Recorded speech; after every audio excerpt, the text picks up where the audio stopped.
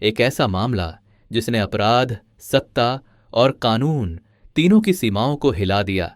एक ऐसा कांड जिसमें भारतीय जनता पार्टी के एक विधायक पर गंभीर आरोप लगे।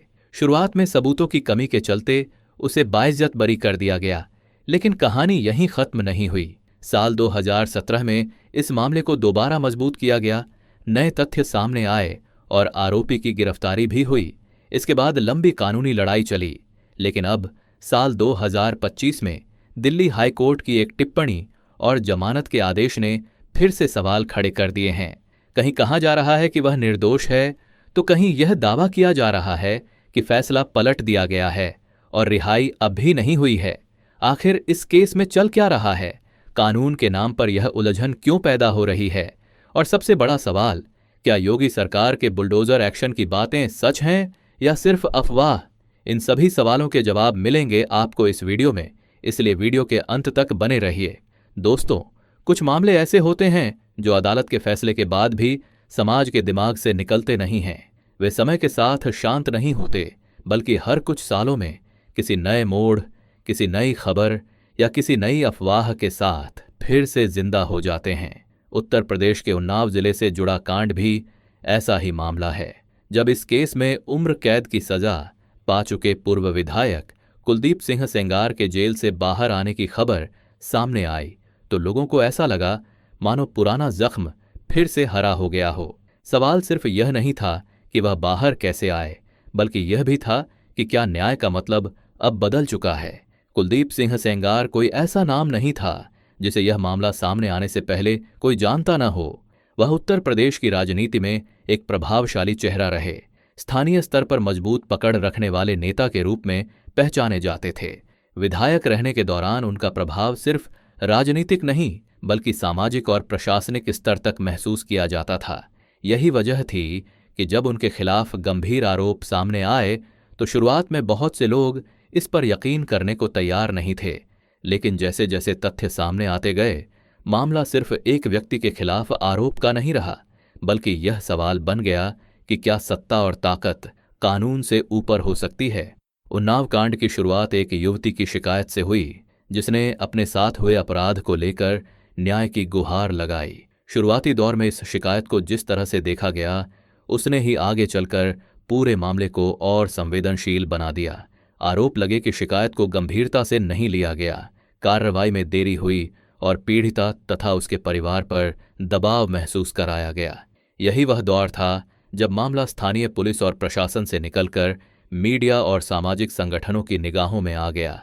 धीरे धीरे यह केस पूरे देश में चर्चा का विषय बन गया। जैसे जैसे मामला तूल पकड़ता गया, राजनीति भी इसमें खुलकर शामिल हो गई। विपक्षी दलों ने सरकार से जवाब मांगा, प्रशासनिक निष्पक्षता पर सवाल उठे और यह बहस तेज हो गई कि क्या इस मामले में सही जांच संभव है। इन्हीं परिस्थितियों में सीबीआई जांच की मांग उठी। लोगों का मानना था कि जब आरोपी प्रभावशाली हो, तब स्थानीय स्तर पर निष्पक्ष जांच पर संदेह स्वाभाविक है। अंततः मामला केंद्रीय जांच एजेंसी तक पहुंचा, जिसने इस केस की दिशा को पूरी तरह बदल दिया। सीबीआई जांच और लंबी अदालती सुनवाई के बाद अदालत ने कुलदीप सिंह सेंगर को दोषी ठहराया और उन्हें उम्र कैद की सजा सुनाई। उस समय देश के एक बड़े हिस्से ने इस फैसले को न्याय की जीत के रूप में देखा। ऐसा लगा कि कानून ने यह संदेश दे दिया है कि कोई भी व्यक्ति, चाहे वह कितना भी प्रभावशाली क्यों न हो, अपराध करने पर सजा से नहीं बच सकता। लेकिन यहीं पर एक महत्वपूर्ण कानूनी पहलू सामने आता है, जिसे अक्सर आम लोग पूरी तरह समझ नहीं पाते। उम्र कैद का वास्तविक अर्थ। भारतीय कानून में उम्र कैद शब्द सुनने में जितना सख्त लगता है, उसका व्यावहारिक स्वरूप उतना सरल नहीं है। बहुत से लोग मानते हैं कि उम्र कैद का मतलब जीवन भर जेल में रहना होता है, लेकिन कानून में इसके कई स्तर और प्रक्रियाएं होती हैं। जेल मैनुअल, रिमिशन, पैरोल और अच्छे आचरण जैसे प्रावधानों के तहत कुछ परिस्थितियों में दोषी को राहत मिल सकती है। यह राहत अदालत द्वारा सजा रद्द करना नहीं होती, बल्कि जेल प्रशासन और कानून द्वारा तय की गई एक प्रक्रिया का हिस्सा होती है। कुलदीप सिंह सेंगर के मामले में भी यही कानूनी प्रावधान लागू हुए। जब यह खबर सामने आई कि कुलदीप सिंह सेंगर जेल से बाहर आए हैं, तो सोशल मीडिया पर इसे अलग अलग तरह से पेश किया गया। कुछ लोगों ने इसे पूरी तरह रिहाई बताया, जबकि कानूनी भाषा में यह राहत एक प्रक्रिया का हिस्सा मानी गई, यहीं से भ्रम की स्थिति पैदा हुई। आम जनता के लिए यह समझना मुश्किल हो गया कि क्या दोषी को सजा से मुक्त कर दिया गया है या फिर वह कुछ शर्तों के तहत बाहर आए हैं। इसी भ्रम ने गुस्से और आक्रोश को जन्म दिया। इसी माहौल में एक और दावा तेजी से फैलने लगा कि मुख्यमंत्री योगी आदित्यनाथ ने कुलदीप सिंह सेंगर के घर पर बुलडोजर चलाने का आदेश दे दिया है। कुछ सोशल मीडिया पोस्ट, वीडियो और वायरल मैसेज में यह कहा जाने लगा कि अब योगी सरकार इस मामले में सख्त कार्रवाई करने जा रही है। बुलडोजर शब्द आज उत्तर प्रदेश की राजनीति और प्रशासनिक कार्रवाई का एक प्रतीक बन चुका है, इसलिए यह दावा लोगों की भावनाओं से तुरंत जुड़ गया। लेकिन यहीं पर तथ्य और भावना के बीच फर्क करना जरूरी हो जाता है। अगर आधिकारिक तथ्यों की बात की जाए तो अब तक किसी भी सरकारी आदेश, जिला प्रशासन की नोटिस या मुख्यमंत्री कार्यालय की सार्वजनिक घोषणा में यह पुष्टि नहीं हुई है कि कुलदीप सिंह सेंगर के घर पर बुलडोजर चलाने का कोई आदेश दिया गया है। उत्तर प्रदेश में बुलडोजर कार्रवाई केवल तब होती है जब किसी निर्माण को अवैध घोषित किया जाए और उसके लिए पूरी कानूनी प्रक्रिया पूरी की जाए। किसी व्यक्ति के अपराध, सजा या रिहाई के आधार पर सीधे उसके घर पर बुलडोजर चलाना कानूनन संभव नहीं है। इसके लिए पहले अवैध निर्माण साबित करना, नोटिस जारी करना और जवाब का अवसर देना जरूरी होता है। विशेषज्ञों का मानना है कि इस तरह की खबरें अक्सर जनता के गुस्से और सोशल मीडिया के ट्रेंड के कारण फैलती हैं। कुलदीप सिंह सेंगर जैसे मामले में भावनाएं बहुत गहराई से जुड़ी हुई हैं, इसलिए बुलडोजर जैसे शब्द तुरंत ध्यान खींच लेते हैं।